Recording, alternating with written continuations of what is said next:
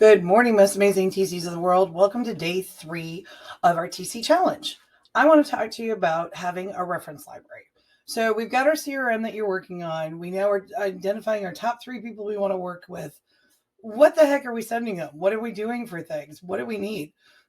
Well, this is different than content. This is your reference library. This is so when you need to go back and be ready to go that you've got the article to send over when there is a question to say, this is what CAR says.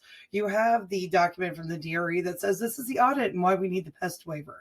You have supporting documentation that you go through and you can pull up anytime you need.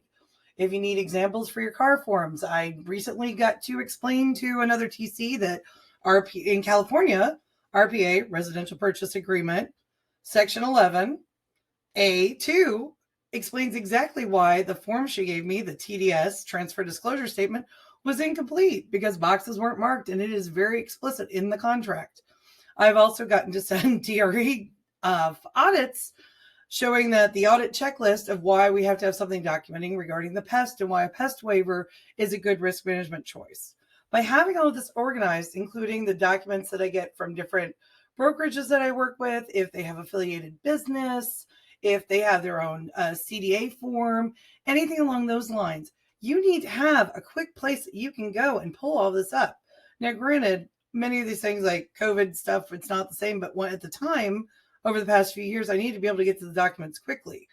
When you are setting up this library, you want to be very detailed. You want to break it down by year, probably then break it down by brokerage, break it down more and more specific in your file tree of what documents you have. Home warranty brochures. This is a great place to have it. Different booklets that if you need a quick reference one to grab. You need to have a library. You've got to have a place to find all this stuff. You got to have it labeled and you got to be able to get to it pretty quick. What's in your library? What's something that you're stacking up? What can you go pull from? Now, once you have this library, which is your reference library, then we're going to work on tomorrow content. What else are you sending out to them? This is so you can respond to questions. This is so you can go, hey, third party, this is where the info comes from. But that content question, I got something for you for that tomorrow too. I'd love to hear what you're building, what you're doing for your reference library. Do you send out things to your clients? Have you been saving stuff? Are you going to start saving stuff? What's going on? I hope this is helping.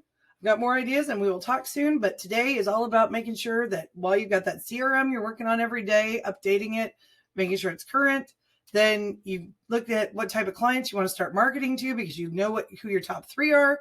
Now we need our reference library so that when they've got questions, we've got answers.